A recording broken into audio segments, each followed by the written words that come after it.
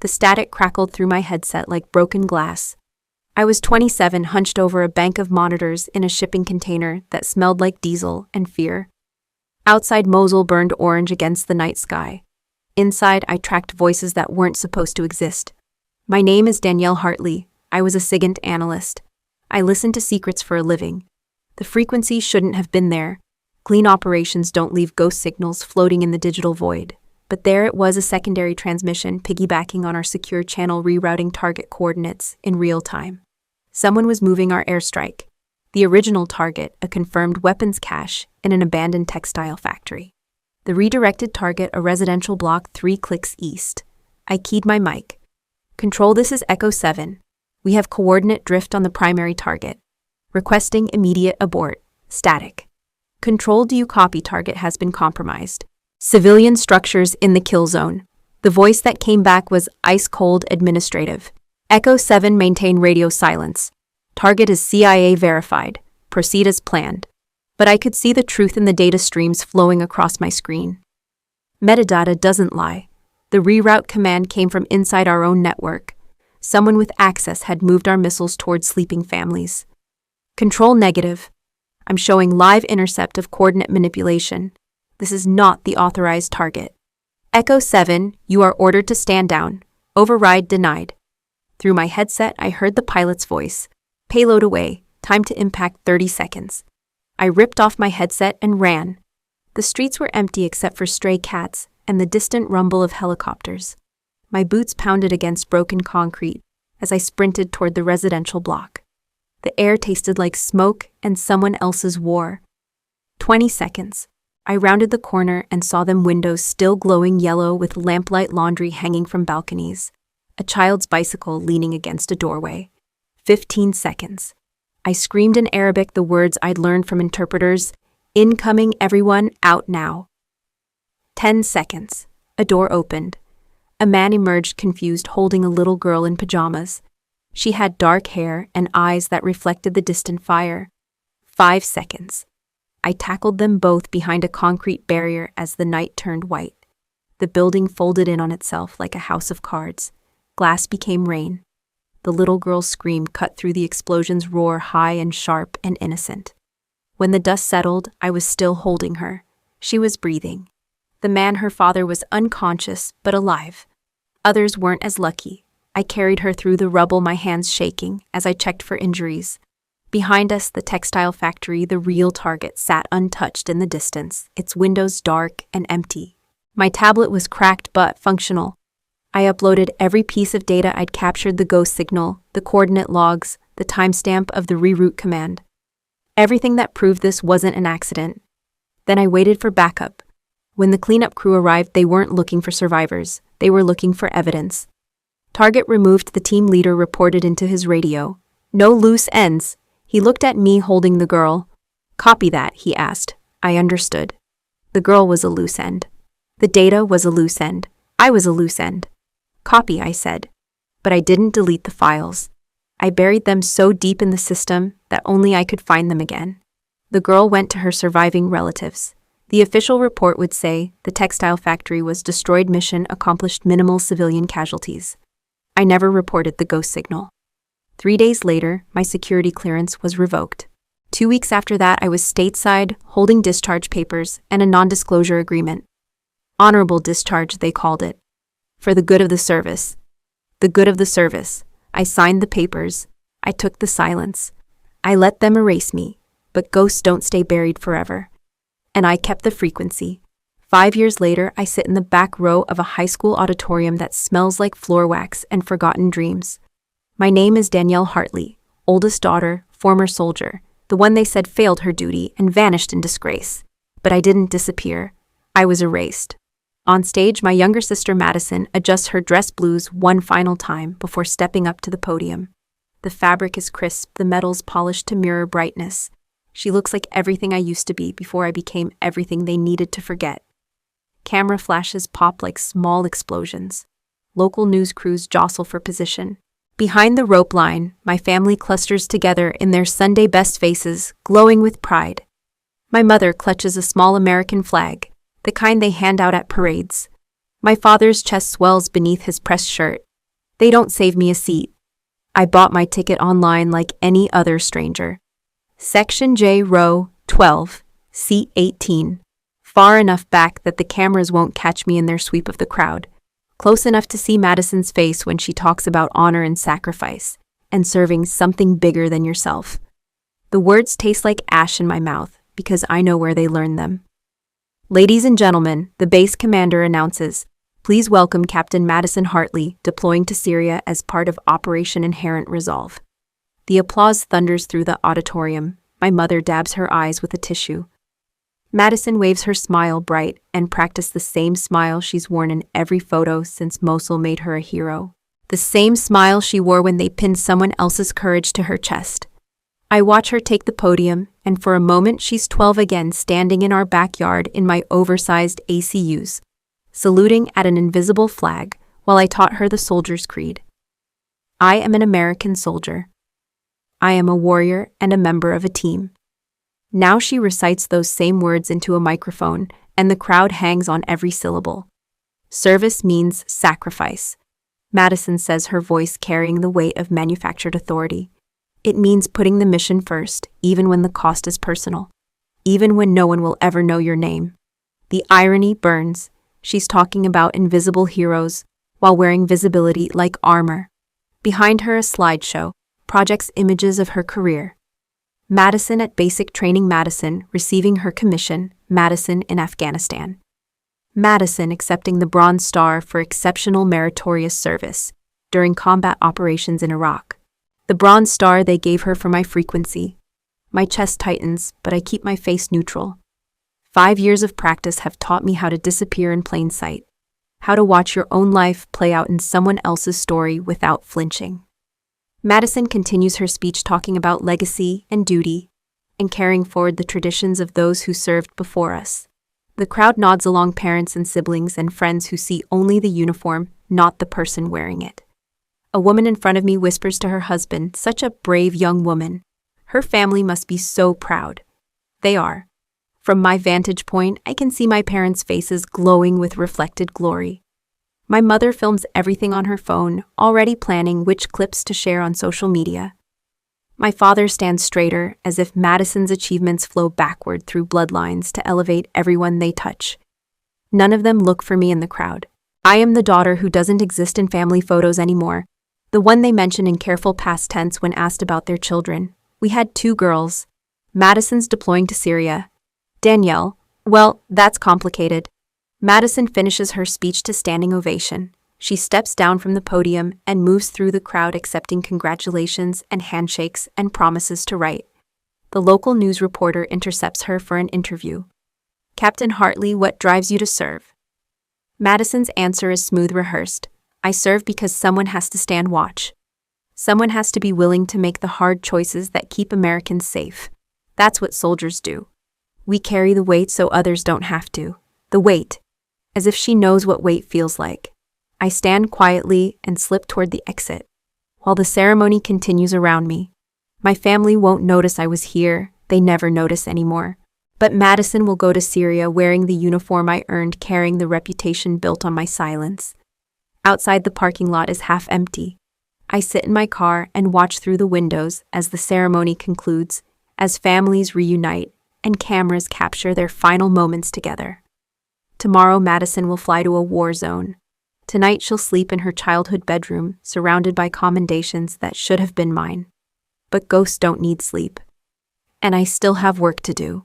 The conference room smelled like burned coffee and career endings. 3 men in suits sat across from me, their faces blank as classified documents. Between us lay my service record, 5 years of commendations, reduced to a manila folder with my name misspelled on the tab. Specialist Hartley, the middle suit, began. You have 2 options. Outside the window, Fort Carson looked the same as always, soldiers moving with purpose, flags, snapping in the Colorado wind, the machinery of military life, grinding forward without pause. In 12 hours, I would no longer be part of it. Option 1, accept an honorable discharge under administrative separation. Sign the attached non-disclosure agreement. Walk away with your benefits intact and your record clean. He slid the papers across the table.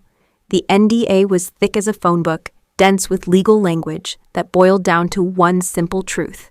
You never saw what you saw. Option 2, court-martial for insubordination, failure to follow lawful orders, and unauthorized disclosure of classified information. Best case scenario, you're looking at reduction in rank, forfeiture of pay, and bad conduct discharge. Worst case? He didn't need to finish. I'd seen soldiers disappear into Leavenworth for less. The choice is yours, specialist. But it wasn't really a choice. It was an execution disguised as mercy. I signed the papers. That night, I called home from a payphone outside the base exchange. My mother answered on the third ring, her voice tight with the kind of worry that comes from reading between the lines of carefully worded phone calls. "Danny? What's happening?" the base chaplain called earlier, asking about family support systems. "I'm coming home for a while." Silence stretched across the line like a chasm. Finally. "What did you do, not what happened to you, or are you okay? What did you do?" "I can't talk about it, Mom." "Can't or won't, can't, legally." Another pause. When she spoke again, her voice had shifted into the tone she used for managing family crises. Practical, controlled, slightly cold. "How bad is it? I'm not going to prison." "Thank God for small mercies." I heard her exhale, probably smoking the cigarettes she claimed to have quit. "Your sister's career's just getting started, Danny. She's got a real future ahead of her." The message was clear: don't drag her down with you. "Just don't make it worse," she said. "Leave quietly, for us." 3 days later, I loaded my Honda Civic with everything I owned and drove west toward Denver. In my rearview mirror, the mountains that had been home for 5 years grew smaller until they disappeared entirely. I found an apartment in a complex full of people who minded their own business. Got a job at a cybersecurity firm that valued skills over stories. My military experience opened doors, but I never talked about why I'd left or what I'd done overseas. My new colleagues assumed I was just another veteran trying to translate military training into civilian success. They were half right. The other half lived in an encrypted partition on my personal laptop. Civilian technology had exploded while I was playing soldier. Machine learning algorithms that could reconstruct corrupted data from fragments. AI systems capable of pattern recognition across massive datasets. Tools that made military intelligence look like smoke signals. Every night after work, I fed pieces of the ghost signal into different reconstruction programs. Audio files became waveforms, became mathematical equations, became something approaching truth. The first breakthrough came 18 months after Denver. A consumer-grade audio restoration program, the kind YouTubers use to clean up old recordings, managed to separate 2 distinct voice signatures from the static. One voice I recognized immediately, the pilot confirming target coordinates. The other took me 3 more months to identify. I played the cleaned audio on repeat, letting the familiar cadence wash over me like a fever dream. The voice was younger, then less confident, but unmistakably her. Madison. My little sister, 19 years old and fresh out of advanced individual training working communication relay during her first deployment. Following orders from someone who told her the target had been CIA verified, that civilians had been evacuated, that she was doing her patriotic duty. She didn't question it. Why would she? She was a good soldier, but she also didn't report the manipulation after the fact. When the investigation started, the one that ended with my exile, she stayed quiet. Let them build her reputation on my silence. The second breakthrough came 2 years later. By then, I was using enterprise-level data analysis tools, the kind that cost more than my apartment rent. Pattern analysis software revealed something the original investigation had missed. The reroute command hadn't originated from some external enemy. It came from within our own operational network. Someone with legitimate access had deliberately moved our airstrike from an empty building to a residential block. Someone who knew exactly what would happen when those missiles hit. The metadata told the story in timestamp precision command received at 22:47 hours. Coordinates altered at 22:48 hours. Madison's relay confirmation at 22:49 hours. Impact at 22:52 hours. 5 minutes from order to execution. Clean, efficient, professional. And completely intentional. I stared at the data until my eyes burned. The ghost signal hadn't been an anomaly or a glitch. It had been proof of deliberate targeting of civilians buried in the digital noise where only someone like me would think to look. Madison had been the relay point, not the architect. but she'd also been the one person who could have blown the whistle after I was silenced. She'd chosen her career instead. 5 years of exile crystallized into one simple truth. My sister built her reputation on buried evidence and dead civilians. She didn't pull the trigger. But she let the lie carry her to every promotion since. Now she was deploying to Syria, wearing the uniform I'd earned, carrying medals that should have been memorial stones. I backed up the reconstructed files to 3 separate encrypted drives and 1 cloud server with a dead man's switch. 5 years of silence was enough. Time to let the ghost frequency speak for itself. The voice on the reconstructed audio belonged to my sister. I'd known it for months, but knowing and accepting are different animals. Knowing sits in your brain like a fact. Accepting lives in your chest like a stone. Madison's voice, 19 and eager. Control, this is Relay 2, confirming coordinate update. New target grid November 74 Delta. CIA verification received. Civilians evacuated per protocol. But there had been no evacuation, no CIA verification. Just Madison following orders from someone who fed her a lie wrapped in authority. The deeper I dug into the digital archaeology, the clearer the picture became. Madison hadn't orchestrated the strike, she'd been a cog in someone else's machine. A 19-year-old communication specialist, doing what communication specialists do, relay information without questioning the source. The manipulation had come from higher up the chain.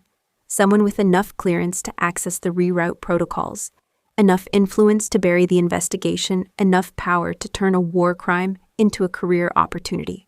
But Madison had been there. She'd known something was wrong when the reports came back, when the casualty numbers didn't match the intelligence briefings, when they started handing out commendations instead of conducting inquiries. She could have spoken up. She chose silence instead. Now she wore a Bronze Star, built on that silence, accepted promotions earned through complicity, gave speeches about honor while standing on buried truth.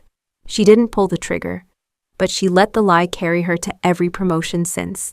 The hardest part wasn't the betrayal, it was the recognition. Madison had made the same choice I would have made at 19. Follow orders, trust the system, believe that someone higher up knew better. The difference was what happened after. When the truth started surfacing, when investigators began asking uncomfortable questions, when they needed someone to take the fall, I'd chosen the hard road. Madison had chosen the easy one. I sat in my Denver apartment, surrounded by 5 years of digital detective work, and realized I couldn't carry this alone anymore. The weight of silence was crushing me from the inside out. I needed someone who'd been there, someone who'd understand the cost of telling the truth in a system built on lies. It took me 3 weeks to find him. Staff Sergeant Miguel Ramirez was supposed to be dead. The official record listed him as KIA during the Mosul operation, killed by secondary explosions while securing the target site. There'd been a memorial service. His mother received a flag, but grieving families sometimes post things on social media that don't make it into official reports. A GoFundMe page for medical expenses, photos from a VA hospital in Phoenix, references to spinal injuries and long-term care. Ramirez was alive. I found him in a 1-bedroom apartment on the outskirts of Tucson, Arizona, paralyzed from the chest down, living on disability and rage. When I knocked on his door, he answered it in a wheelchair with a service dog named Murphy, and eyes that had seen too much. "Shit," he said when he saw me. "Danny Hartley, I thought you were dead too." "Just erased." He laughed, but it sounded like breaking glass. "Yeah, well, join the club." Ramirez's apartment was a shrine to the truth no one wanted to hear. Walls covered with printed documents, satellite photos, timeline charts, connected by red string like a conspiracy theorist's fever dream. In the center of it all, a laptop running data analysis software. I recognized from my own obsessive research. "Been busy, I see." 5 years, he said, wheeling over to a coffee pot that looked like it hadn't been cleaned since the Clinton administration. 5 years of digging into what really happened that night. You want to know the worst part? I already knew, but I let him tell me. They didn't just cover it up. They weaponized it. Used the civilian casualties to justify expanded operations. Turned our fuck-up into their authorization for bigger and better fuck-ups. He pulled out a file folder thick with VA paperwork and newspaper clippings. "Your sister's been real busy since Mosul.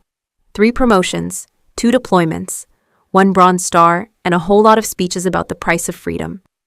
She was 19, Ramirez. She followed orders. So did you. So did I. Difference is we got buried for doing the right thing. She got promoted for keeping her mouth shut. He was right and we both knew it. Madison hadn't created the conspiracy, but she'd benefited from it. Every medal, every promotion, every opportunity had been built on the foundation of our silence. I've got everything, Ramirez continued, gesturing at his wall of evidence. Signal logs, casualty reports, the real body count testimony from locals who survived. Everything except proof that anyone gives a damn. What if they did? I showed him my reconstructed audio files, the pattern analysis, the timeline that connected Madison's relay to the civilian casualties. 5 years of digital archaeology spread across his kitchen table like evidence in a murder trial. Ramirez listened to Madison's voice, young, trusting, complicit. And something shifted in his expression. The rage was still there, but now it had direction. She's deploying to Syria next week, I said. I know, saw it on the news. Big ceremony, proud family, local hero, goes to war.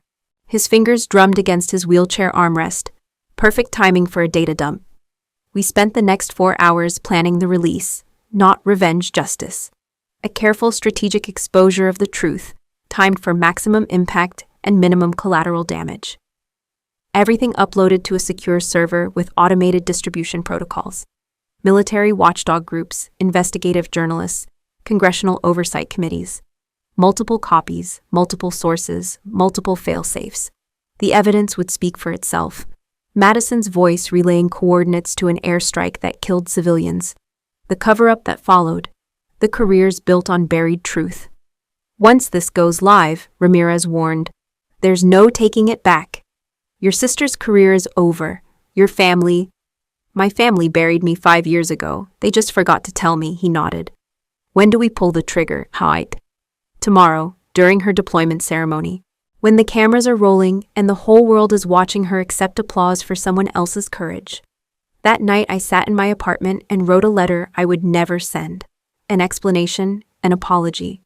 A final goodbye to the sister I used to know before the war taught us both the price of silence.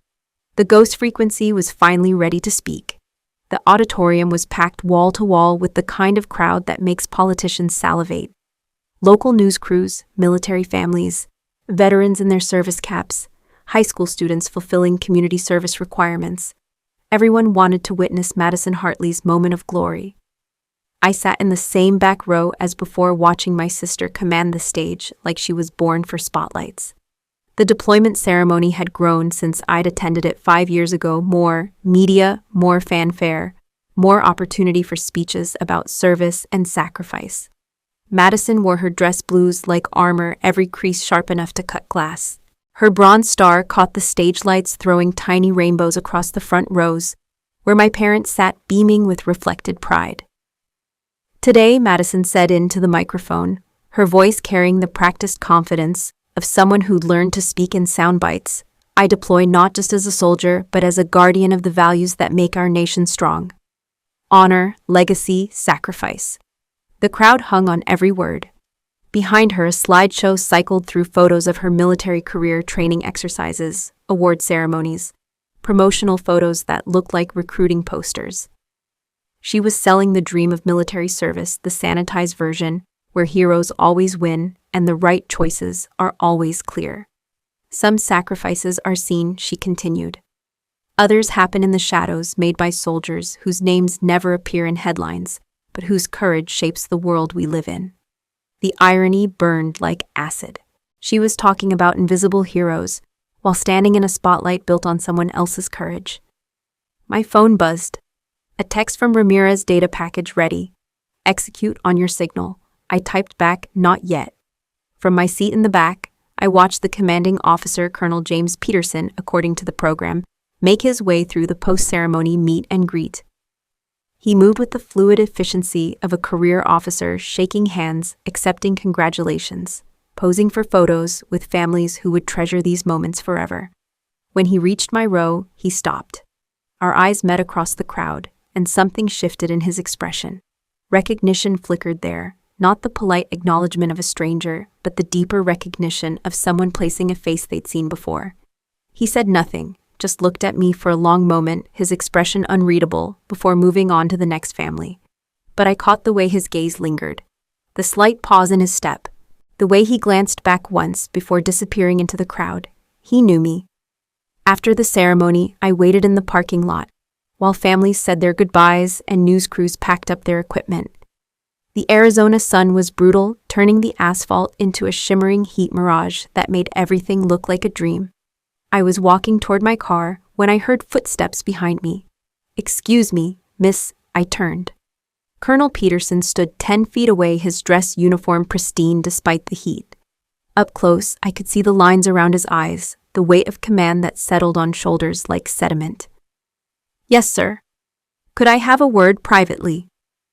We walked to a shaded area behind the auditorium, away from the lingering crowd and the cameras. Peterson waited until we were alone before speaking. "I've seen you before," he said. "Not here, not at any ceremony or family event. From footage." My chest tightened, but I kept my expression neutral. "I'm not sure what you mean, sir." "Mosul, 2019. Infrared surveillance footage from the cleanup operation." His voice was quiet, measured. A woman dragging a child through rubble after an airstrike, moving through the wreckage like she knew exactly where to look. The memory hit like a physical blow. The little girl in my arms, her weight almost nothing, her breathing shallow against my chest. The way her father's blood had soaked through my uniform. "We were told the SIGINT lead didn't make it out," Peterson continued. "That the analyst who'd been tracking the target coordinates was killed in the secondary explosions. But that woman in the footage, she moved like military, like someone who'd done search and rescue before." I said nothing. "That was you, wasn't it?" The question hung in the desert air between us.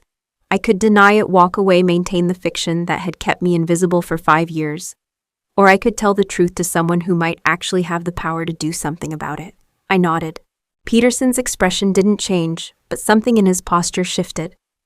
The weight of confirmation settling on his shoulders, like another ribbon on his chest. "What's your name?" "Danielle Hartley." "Hartley?" He repeated it, like he was testing the sound. "Any relation to Captain Madison Hartley?" "She's my sister." Peterson was quiet for a long moment, processing the implications. When he spoke again, his voice was careful, precise. "The Bronze Star Captain Hartley received for her actions during the Mosul operation. The commendation cited her exceptional signal intelligence work and her role in successful target elimination during a high-risk mission."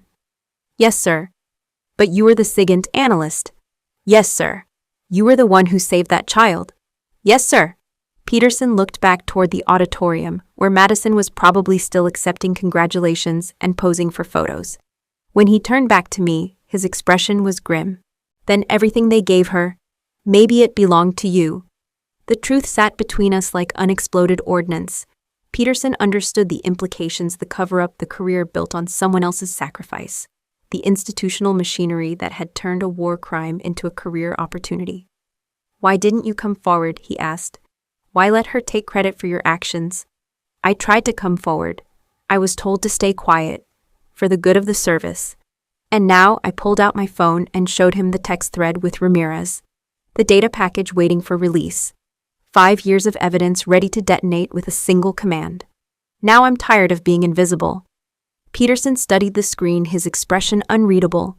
When he looked up, his eyes held something I hadn't seen in 5 years: respect. "If you release this, her career is over.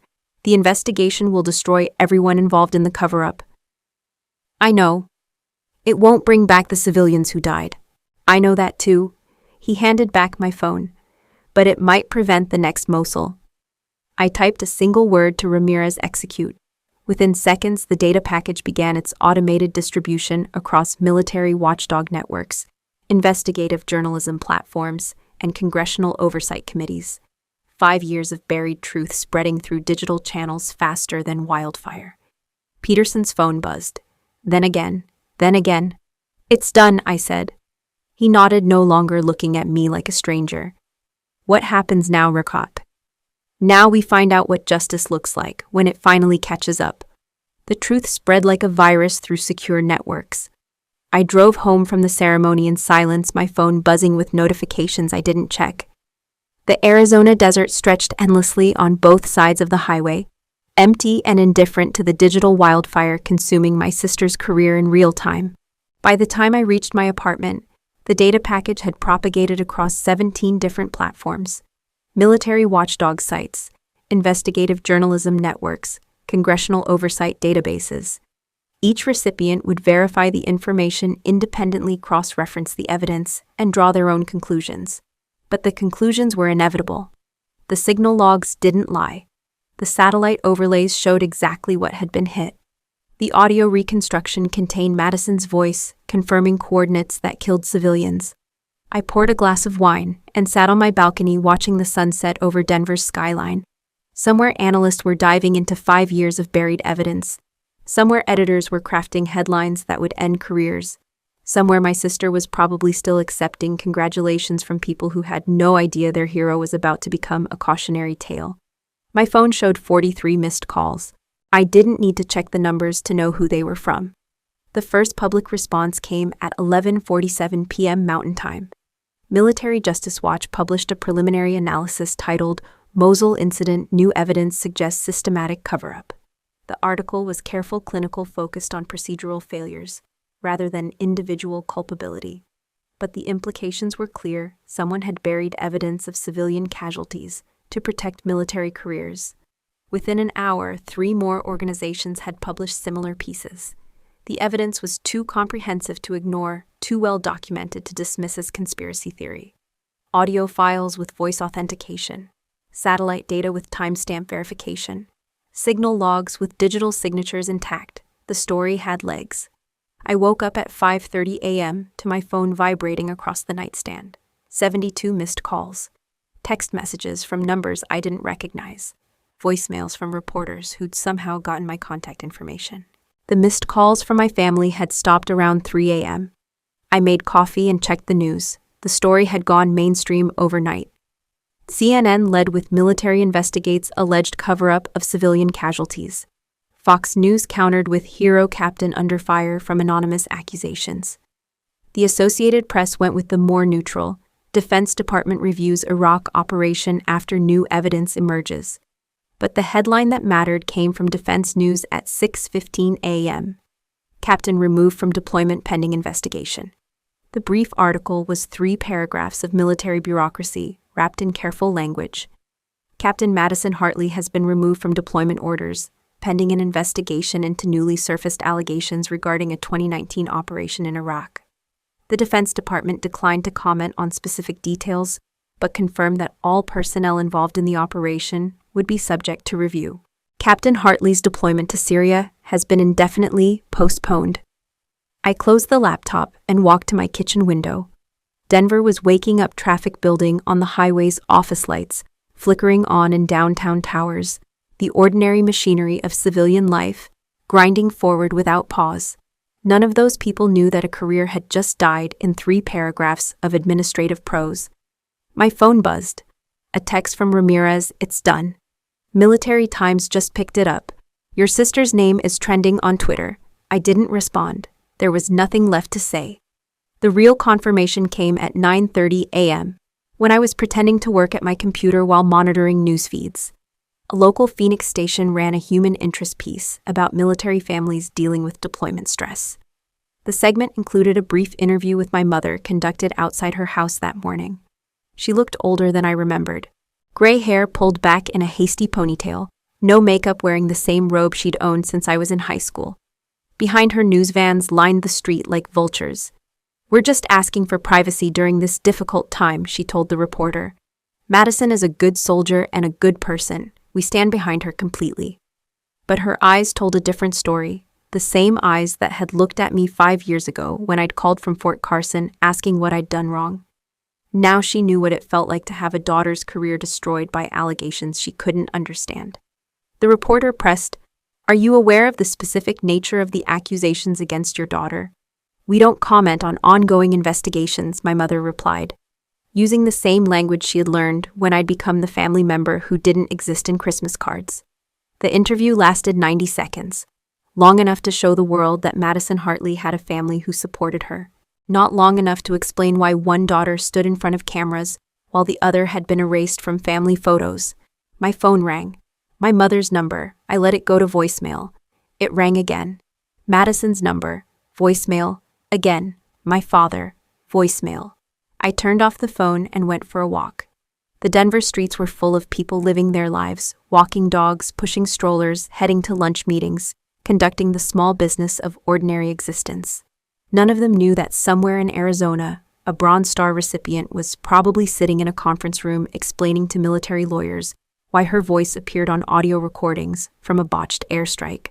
None of them cared that justice had finally caught up with a lie that had been running for 5 years. By the time I returned home, the story had evolved. Pentagon officials were promising a thorough review of the incident. Congressional representatives were calling for oversight hearings.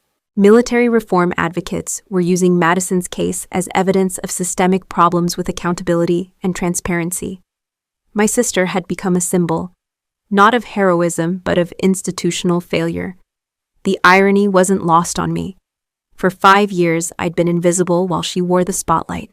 Now she would disappear while the truth I'd carried finally got its moment in the sun. I turned my phone back on. 119 missed calls. Messages from reporters, family members, military lawyers, and numbers I didn't recognize. But I didn't need to answer any of them. The evidence spoke for itself. The ghost frequency had finally found its voice.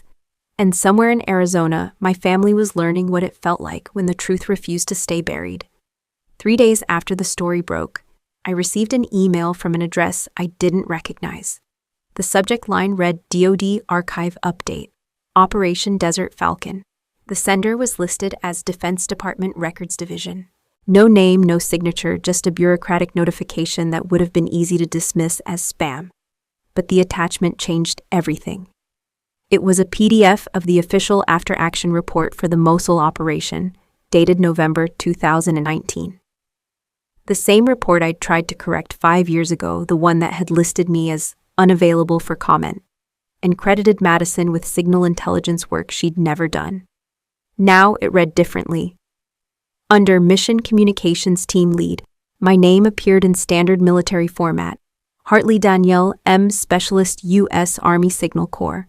Not a footnote, not an addendum. The primary credit for the intelligence work that had identified the civilian target, the work that had tried to prevent the airstrike, the work that had saved a child from the rubble afterward. The change was subtle, a single line in a 20-page document that most people would never read. But it was there, permanent, part of the official record. For the first time in 5 years, I existed in the eyes of the institution that had erased me. I printed the document and filed it in a folder I'd never thought I'd need. Proof that ghosts could be resurrected, that truth had a way of updating even the most carefully scrubbed records. The second recognition came 2 days later while I was eating lunch at my desk and pretending to focus on network security assessments. A colleague stopped by my cubicle, holding her phone with the kind of expression people get when they've seen something they can't quite process. "Danny, you need to see this." The Armed Forces Network had re-aired a segment about combat operations in Iraq, part of their ongoing coverage of the Mosul investigation. Most of it was standard military footage, soldiers moving through urban terrain, helicopters circling overhead. The sanitized version of war that makes it onto official broadcasts. But buried in the B-roll was something different. Infrared footage from a surveillance drone, grainy and distant, showing the aftermath of an airstrike. Smoke rising from collapsed buildings, figures moving through the rubble, and there, barely visible in the corner of the frame, a blurred silhouette carrying something small. The narrator's voice was neutral, professional. Newly released footage shows rescue operations immediately following the incident, including efforts by military personnel to locate and assist civilian casualties. They didn't mention my name, didn't identify the figure in the footage, but anyone who'd been there would recognize the scene: a soldier carrying a child through the wreckage of someone else's mistake. I watched the clip 3 times before closing the browser. Recognition without identification, validation without vindication. It was more than I'd expected and less than I deserved. The third recognition came from an unexpected source. I was driving past the local VFW hall the following weekend when I noticed a small crowd gathered near the front entrance. Families with children, elderly veterans, and service caps, the usual mix of people who attended community events in places where military service meant something. I parked across the street and walked over, curious about the gathering. Inside the hall's display case, next to faded photos of Korean War veterans and Vietnam POWs, was something I hadn't seen in 5 years. My compass. The old brass instrument I'd carried through 3 deployments, the one that had guided me through Baghdad streets and Afghan mountains and the rubble-strewn blocks of Mosul. The one I'd left behind when they processed me out of the army, along with everything else that had defined who I was. Someone had retrieved it, polished it, mounted it on a small wooden base with a simple brass plaque. Property of a soldier who didn't need a medal to do what was right. No name, no rank, no dates or locations or official citations. Just a compass and 13 words that said more about honor than any Bronze Star ever could. I stood there for a long time, watching people read the plaque and study the compass. Some nodded approvingly. Others took photos. A few veterans lingered, perhaps recognizing something in the simplicity of the tribute. But it was the girl who made me understand. She stood apart from the crowd, maybe 17 or 18, with dark hair and eyes that held depths too old for her age. She watched me through the window, not the display case, as if she'd been waiting for me to arrive. We looked at each other across the glass. No words, no gestures, just the kind of recognition that happens when 2 people share something the world can't see. I knew those eyes. I'd looked into them 5 years ago while carrying her through smoke and rubble, while promising her in broken Arabic that everything would be okay while believing it might not be true. She was older now, taller, alive in ways that mattered more than medals or official records or family approval. She raised her hand slightly, not quite a wave, more like an acknowledgement. The kind of gesture you make when words aren't necessary, when the simple fact of surviving is testimony enough. I nodded back. Then she disappeared into the crowd, and I understood that some recognitions don't need applause. Some victories are measured in heartbeats, not headlines. Some ghosts come back to life one breath at a time. I was standing in my apartment complex parking lot, watching the sun die behind the Rocky Mountains, when I heard footsteps on gravel. The sound was familiar, measured, deliberate, the way my mother had walked through our house when she was carrying something heavy that couldn't be dropped. I didn't turn around. 5 years of silence had taught me the difference between footsteps that wanted something and footsteps that brought something. These brought something. Danny, her voice was smaller than I remembered. Softer, the kind of voice she'd used when I was 8 and had nightmares before the army taught me that some fears were worth having. I kept watching the sunset. Orange and pink bleeding across the sky like watercolors on wet paper, the kind of beauty that made everything else seem temporary. How did you find me? You're in the phone book. Same address you gave us 5 years ago when you moved here. Of course I was. I'd never hidden from them, they'd just stopped looking.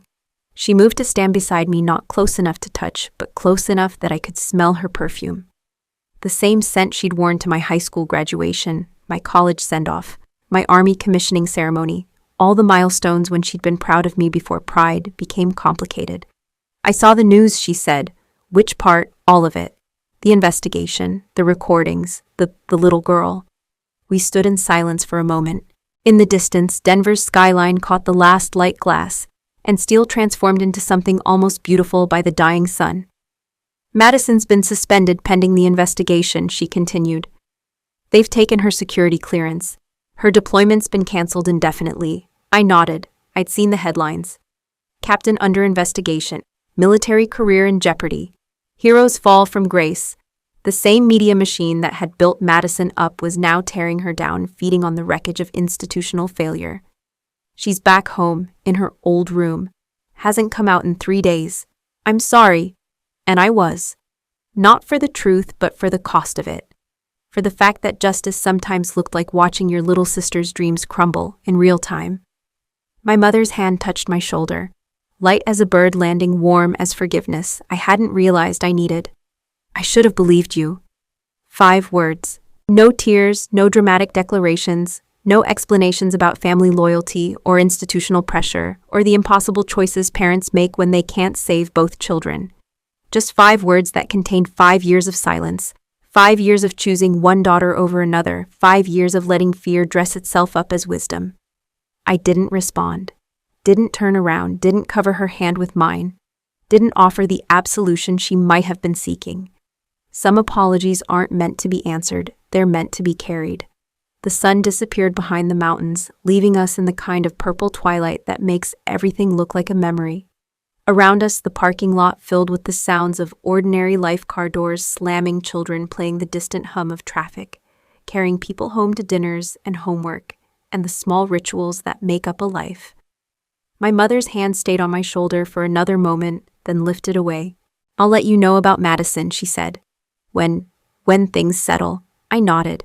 She walked back to her car, started the engine, and drove away, leaving me alone with the mountains and the stars, and the weight of 5 words that changed nothing and everything. It was enough.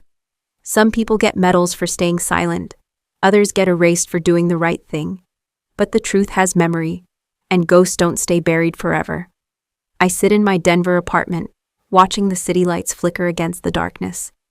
My phone buzzes with interview requests from reporters who want to turn my story into their headline, documentary producers who see trauma as content, military reform advocates who need a poster child for institutional change. I turn off the phone. The silence feels different now. Not the heavy silence of secrets, but the clean silence of completion. The ghost frequency has spoken. The buried truth has surfaced. The little girl from Mosul is alive and 18 and recognized me through a window. Everything else is just noise. On my desk sits a printed copy of the updated Defense Department report, my name finally appearing where it always belonged. Next to it, a photograph I printed from the Armed Forces Network footage, blurry, distant, but unmistakably me, carrying something precious through the rubble. I don't need them to clap. I never did. I just needed them to see. 5 years ago, they told me to disappear for the good of the service. So I did. I became a ghost haunting the margins of a story they rewrote without me. I learned to live in the spaces between official narratives, in the silence between classified and declassified, in the gap between what happened and what they said happened. But ghosts have advantages. We can move through walls. We can see things the living miss. We can wait as long as it takes for truth to catch up with lies. The investigation will continue. Madison's career is over, but the people who orchestrated the cover-up are still out there, still wearing uniforms, still making decisions that kill civilians and promote soldiers and bury evidence. That's someone else's fight now. I've done my part. I saved who I could save. I carried what I could carry. I spoke when silence became unbearable. The truth has memory, and sometimes that's enough. Outside my window, Denver sleeps under a blanket of stars. Somewhere in Arizona, my sister stares at a ceiling and wonders how everything went wrong. Somewhere in Tucson, Ramirez probably can't sleep either, finally free of the weight he's carried for 5 years. And somewhere in the world, there's a teenage girl who survived because someone chose truth over comfort. For those who disappear, right, you're not forgotten. If they told you that you were the disgrace, if they erased your name to protect their version of events, if they made you disappear because your truth was inconvenient, know this: you're not forgotten. The system that silenced you counted on your isolation. They banked on your shame, your exhaustion, your belief that fighting back would cost more than staying quiet. They turned your integrity into a liability and your courage into a career-ending mistake. But the truth doesn't disappear when they stop saying your name. It doesn't die when they delete your records or revise your reports or give your medals to someone else. The truth has memory. It waits in digital archives and witness testimonies and the hearts of people you saved when no one was watching. And sometimes when the moment is right, when the evidence aligns, when the ghost frequency finally finds its voice, the truth comes home. You were never the disgrace. You were the inconvenient hero they couldn't afford to celebrate. Drop a comment if you've ever been the one who knew and stayed quiet. We see you now.